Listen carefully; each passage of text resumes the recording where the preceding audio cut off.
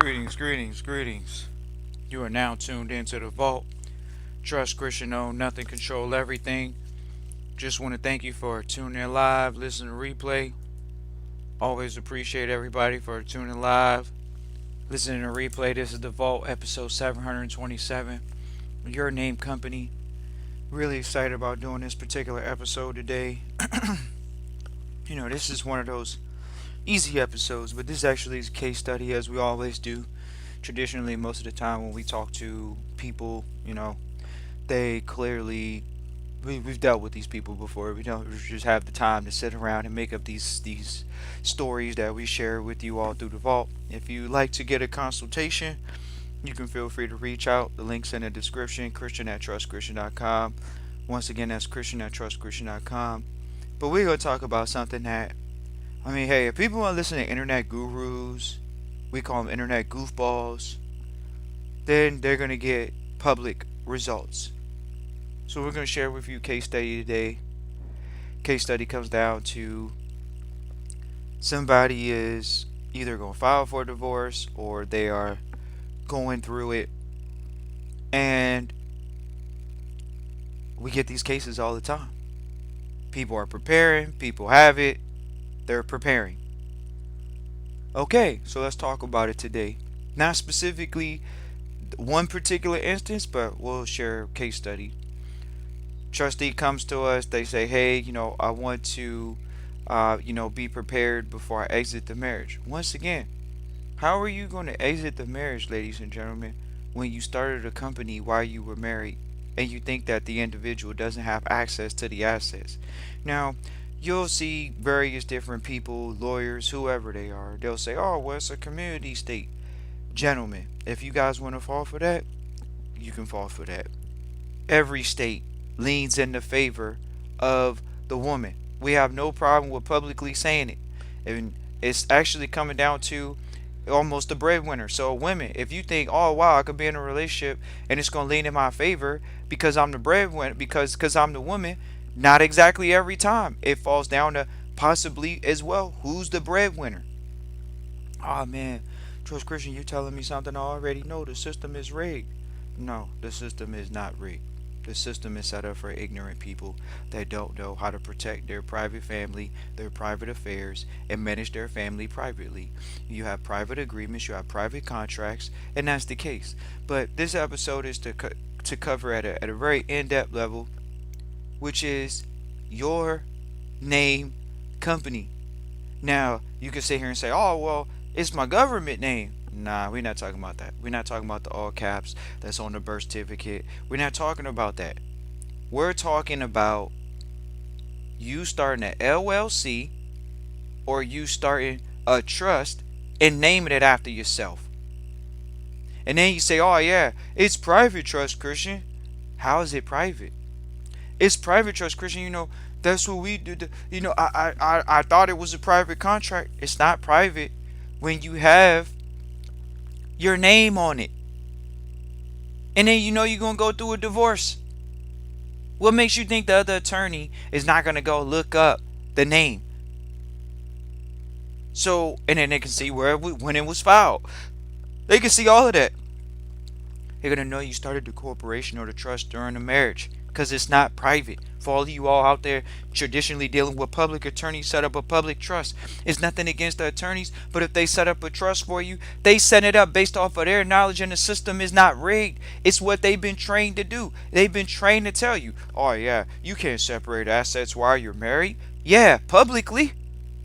But if you're going to go out and file for a divorce publicly, and you have a public corporation that you started, it doesn't sound private at all. And it doesn't sound private when you use your own name, when you use the all caps name.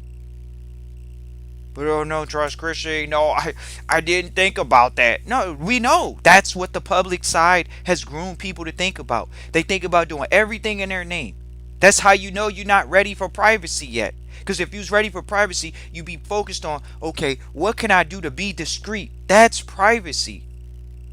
Not, oh man, Trust Christian, I looked at it, I thought about it, I'm gonna make it easy for myself to remember the name of the company. Like, what are you talking about? People don't want to hear this though.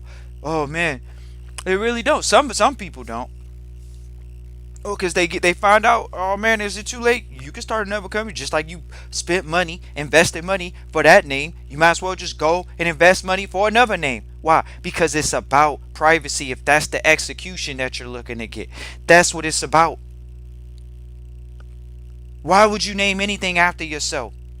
Because it's public mentality. It's poverty mentality. It's nothing against people. Think about it. Most of the companies that y'all know, they not named after the people that started it. So what's the benefit of starting it in your name? What's the benefit? And especially when you're going through a divorce, especially when you filing for divorce, especially when you know you're not trying to even stay with the person you married to. Why would you start an entity in your name? Because that's what the public internet gurus and goofballs are saying. Oh yeah, you want to minimize your tax liability? Oh yeah, go start a company in your name. Turn your life into a business. Yeah, just because you turn your life into a business, that doesn't mean that the company has to be named after you.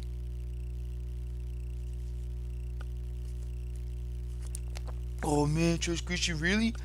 If you have the company named after you in a public search, anyone at that point you almost are asking to be sued. It's like one of those things. Hey, good, bad, or indifferent. We remember we had a mentor. He said, "Oh yeah, never put your business on your tags or on the side of your car." Now that sounds counterintuitive. Oh man, I'm gonna go advertise my business. Why wouldn't I advertise my business? I'm gonna advertise it in my tags. Why wouldn't I advertise it in my tags? Well, if you have great cars, nice cars, people know that you can afford the car. They assume it. Why? Because it's a business. These are unspoken perceptions that are in the universe. So if you have a company car, oh man, it's a nice car. If you get into an accident with me, you could pay. The other person may not say they could pay, but you could pay. Why? Because it's a business. It's your livelihood. We understood that when our mentor shared that with us. It sounds cool. Oh man, I put the business on the side of the car. Yeah, and then when somebody hits you and they try to blame it on you and say, "Oh yeah, well you got a company car," what you gonna say to that? You don't even want them to know that, but you don't know that because people are in the public. They got public school educations, and we're here to share with you. Privacy means you don't do stuff like that. We're not talking about driving an old beat up car. We're talking about putting the name of the business on the side of the vehicle. Oh man, Trust Christian, that's my company car. We're not debating that. What we're sharing with you is, you even think about it. If somebody gets hit by a bigger car, like a bigger brand, they got the whole car wrapped, not just put on the tags on the side of the car, the whole car. Anybody that gets into an accident with a company, they're traditionally going to expect the company to pay, not themselves. Why? Because they think the company has money. They think you got money because you got the name of your company on the side of your car and your tags. That's why. But hey, what can you say? What can you say, ladies and gentlemen? What we're going to say is, we're going to give a quick conversation about this whole your name company stuff. It comes from a public mentality, and there's nothing beneficial about it. What's beneficial about naming a company after yourself? So you can, how is that privacy when people can go search the company? They can go search the company, see who owns it. You own it? Yeah, that's your company, right? See how that works?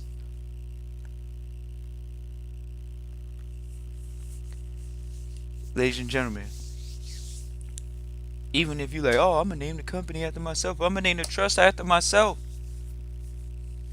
You're naming a trust after yourself. So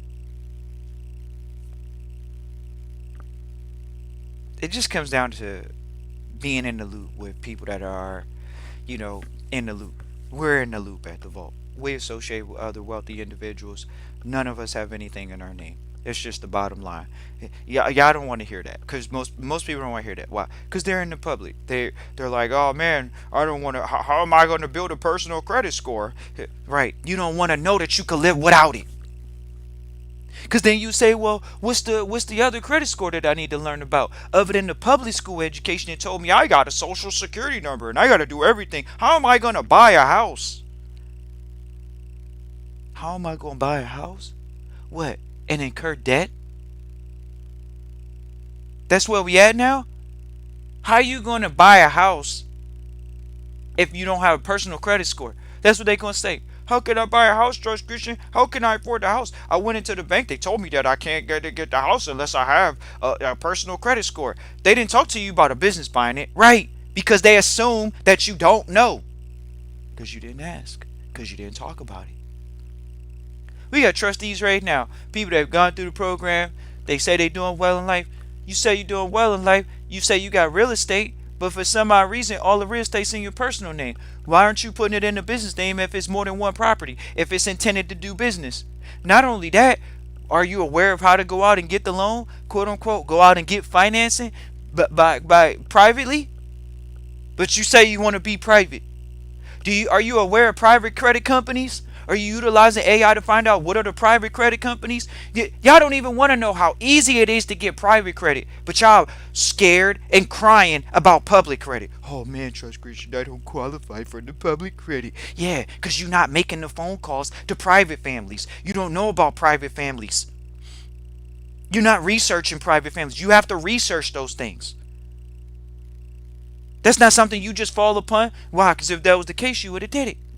But we're here to proactively tell you, yes, there are private funding sources. Some of y'all can sit here and say, oh, Trust Christian, well, how come you don't give us the plug for the private credit sources? You over here acting like you know all the private credit sources, Trust Christian. Yeah, the only difference is we understand that private relationships are actually stronger than public relationships. And we're almost at the point where we're done giving people those private relationships. Why? Because you got to use it. We got private bankers that we know, private mortgage lenders that we know. What do you mean private? How are they private, Trust Christian? Because they're not public institutions. They're not out in the public like your major firms. They're boutique firms. And just because they're smaller in size does not mean that they don't have flexible terms. They actually have more flexible terms than your bigger firms that you see on the main street or the Wall Street. The public firms have stricter rules. That's why they ask you for your personal credit score, because they know that you're ignorant. They don't come to you and say, oh yeah, well, does the business have business credit? No, they say, oh yeah, we want to see 3 years worth of tax returns. And it's so funny because we going through it, and we seen this with even private credit relationships. They'll say, oh yeah, we need to see 3 years worth of tax returns. But the wild part about it is you don't even know. If you don't have the personal quote unquote liquidity, or you don't have the personal situation, you might as well give up personally and focus on what do I need to show them 3 years worth for. And they're going to tell you what they need to see 3 years from. It's from the actual business. Oh, but my business hasn't been around for that long. So that's when you're supposed to inquire further. That's when you're supposed to ask questions. Well, we had a conversation with a trustee recently. Very easy when it comes to private credit. Trustees like, oh man, Trust Christian, we're like, okay, well, do you have, the bank's gonna ask you, oh, do you got 3 years worth of tax returns, 2 years worth of tax returns, these stupid statements? Okay, you gonna say no. You should be honest. Oh, I don't have 3 years worth of tax returns. Okay, that doesn't mean the conversation stops. You gotta grow a pair. You gotta say, well, banker, I don't have that. We're a startup. What can I provide to you so I can actually get some type of financing or credit facility? Some of y'all, this particular trustee, they got business going through Shopify. So, okay, great. They don't have 3 years worth of tax returns. Well, we're going to ask them, do they have any 90-day cash flow that they could show in the bank account? Well, this is where they started getting a little squirrely. Why? Because when you're talking to a banker, you're interviewing them. They're not interviewing you. You're supposed to be asking them questions to find out what you can provide so that you can get financed and the company can get financed. Okay, well, Trust Christian, banker, guess what? I ain't been in business that long. I don't have any of those things that you're talking about. But I started a business. I've been in business for a few months. Okay, great. So you have cash flow going through the company. Are you guys aware of the difference between asset-based lending and cash flow-based lending? No, Trust Christian, I never heard of that. I don't ask the bank that. I don't specifically ask the question, Trust Christian. Right? Because you don't know. And that's fair. But once you know, you got to make the phone calls. You got to ask the specific questions. It can't be a situation where it's a, oh man, Trust Christian, I'm not gonna ask them about cash flow or asset based loan. I don't care about the difference. I don't know the difference. And that's the difference. Some people do their homework. Some people are interviewing the banks. That's what's going on. You're interviewing the banks. You're interviewing the banks. So we're gonna go back to your name company. If you're going into the bank or any public or any financing institution, and you say, "Oh yeah, this company is named after me. It's my name." They can see that on the paper. You want to know what they're gonna ask y'all in sequential order. We want to see 3 years worth of tax returns. If it's not for the company now, it's daggone sure from you. Why? The company's named after you. You didn't show that you had any business partners. You didn't anyone else sitting on the board. It's just you. Well, what financial credibility do you have? Y'all want to talk about jobs? Y'all want to talk about personal credit score? Or y'all want to talk about business? Because if you start a business, keep it business. Don't make it personal. And whether y'all know it or not, you can use fringe benefits from the LLC side, excuse me, not from the LLC side, from the corporation side, just because they're both corps to a degree. From the corp side, fringe benefits. You're allowed to get food. You're allowed to get a car. You're allowed to get clothes. You're allowed to have healthcare expenses taken care of. Read the fringe benefits document. But oh no, no, Trust Christian, man, I found out about this stuff, and then I found out that it's my name. Why can't I use my name? Now you know why. That's why. Should never use your name on the company. Oh man, but what if I'm forced? We went to one of our mentors recently. We were like, hey mentor, we got this group we working with, and they're like, hey, they were trying to this group is being very proactive, very risk management mentality. Like, oh, Trust Christian, well, you know, we got to focus on getting insurance on the company. We went to one of our mentors. We brought this up. Hey mentor, uh, you know, these people they want to get they want to get insurance for the company. Mentor says, well, has anyone done anything wrong? No. He said, okay. He said, uh, does the company have any money right now? No. Then there's no need for insurance. Keep it moving. Focus on getting the company profitable. See, people don't want to hear that. They get bogged down with all these other things, these statements, these questions, these things that are non-productive, that are non-goal moving of the getting you further to the goal. Insurance, anything, if anything, it's a cost to the company. So why would you be focused on it? Oh, well, because that's what we want to do, protect ourselves. No, we know that. You're going to protect yourself when you do that. But at the end of the day, the focus on getting the company profitable. See how the mentor pulled us back down to gravity and say, hey, you know what? It's not. We can say you should get insurance at one point, but as it stands right now, did the company make any money? No. Then there's no liability. Where's the liability in the company? You want to know who the liability is? You. You want to know who the liability is? Your education base in business. That's what the liability is. It's not the company. It's you. It's your knowledge base. It's the people you associate with in business. Oh man, Trust Christian, what do you mean? The people that I associate with in business. If you're not associating with people that are smart or smarter than you already should know the business is going to fail. You don't want to hear that. The people don't want to hear this. Oh, Trust Christian, how have you been able to make it in business for as long as you have? Because Trust Christian was like, well, if you don't come from a wealthy family, if you don't come from a business family, you got to get around business people so you can hear how business people talk. You got to get around business people to see how business people move. We've been around business people. People talk about all this stupid stuff on the internet. Oh, yeah, you shouldn't cuss. You shouldn't say this. You shouldn't say that. Y'all don't want to hear what goes on behind closed doors in business rooms. People want to be consumers. They just want to consume the product. But when it comes to the business side of it, it's tough conversation sometimes.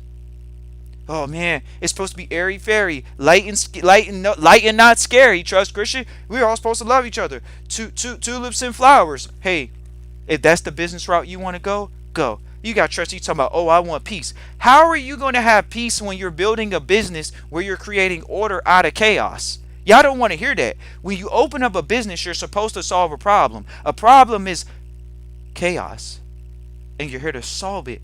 Then you could bring peace to it. You don't have the peace before you bring the peace. You have to understand where you're at in the business cycle. It's chaos. It's a problem in the beginning, and you're here to solve it. Even as for your life, you may say, "Oh man, I'm not where I want to be." That may be chaos to you, but order is the new you, and the new you requires you to deal with the chaos.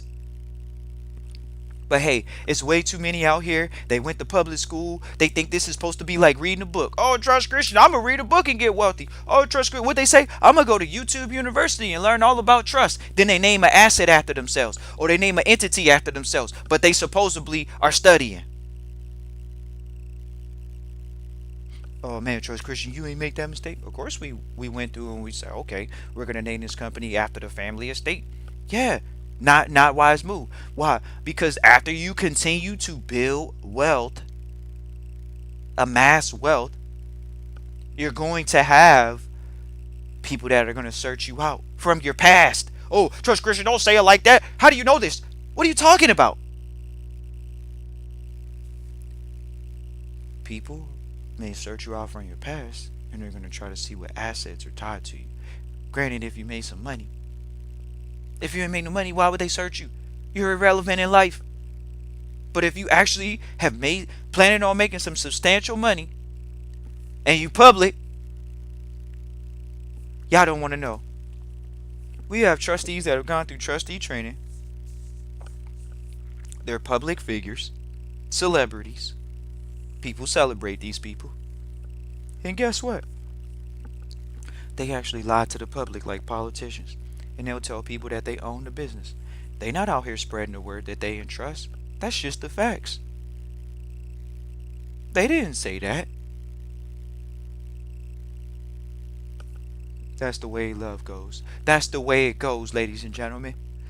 Oh man, the politicians, they telling me that I can't hide no assets, that I can't build no wealth.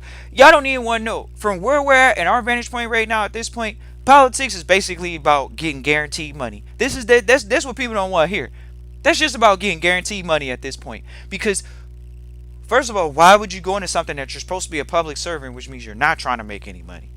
But in turn, from what we've seen, it looks like this is a money grab. It doesn't look like they're doing the good that people think that they're going to do. So if you know this, you got to act accordingly. Especially if you're in that jurisdiction and you're in that market where what you would consider the purported leader, the purported politician is acting. We'll share with you all. It's called a blind trust, BLIND. These are traditionally for politicians. So a politician says, oh yeah, we're not going to go to war. Next thing you know, they invested in the ammunitions company. Next thing you know, they invested in the fuel companies. Next thing you know, they invested in oil companies. Next thing you know, they invested in, Kevlar. They're invested in the clothing, the materials that you need to go to war, the night vision goggles, the bombs. Oh man, the things to make the bombs. All of that. Oh man, but they're not going to do it in their name. They're doing it in a blind trust, and it's called a blind trust. So they're going to come on and tell you, oh yeah, well, we don't really know what our holdings are while we're in public office. This isn't unknown knowledge, but it's unknown to public people. That's the difference.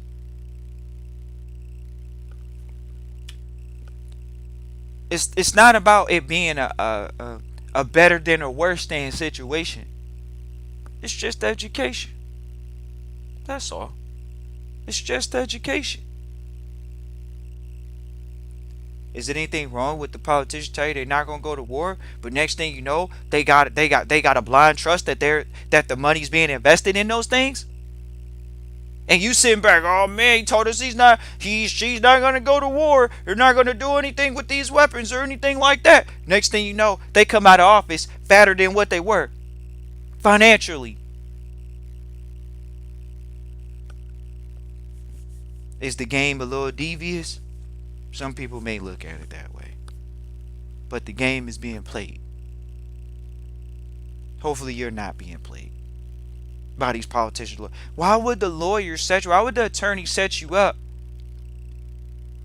They, when you're married, why would they set you up? Oh man, you can't do any of this. Yeah, remember, the attorney is public. Unless you get them off the record, it's on the public record. They're public servants, correct? Don't they got a bar association obligation? Yeah, that's not to you. They first got an obligation to the state. They first got an obligation to their constituent parties professionally. We got mentors that went to law school. We got trustees that have gone to law school. They went through our program. They went to law school because they wanted to further know the law. That doesn't mean that they became bar association members. That doesn't mean that they don't have a degree in law. They do. They just aren't bar association members. Is anything wrong with the bar? Not anything against it. But let it be told, this is a professional organization that regulates the conduct of these individuals. So why would they be telling you how to go against the state? Why would they be telling you to go against the state? But do you even know who the state is? Do you know the state is a welfare organization? Period. The state is a welfare organization. You can choose to be public or you could choose to be private. Most have chosen public. Why? Because they don't know how to get into private and they think it's so hard to be in the private, but in all actuality, it's just a change in mindset. Oh yeah, I gotta be private? Yeah. You gotta move a certain way? Yeah. Okay, man. Wow, that's not what I used to know. It's cognitive dissonance all day, every day.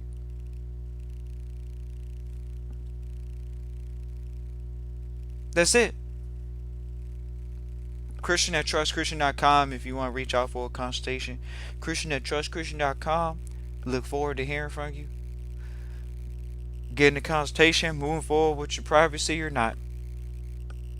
Peace and joy.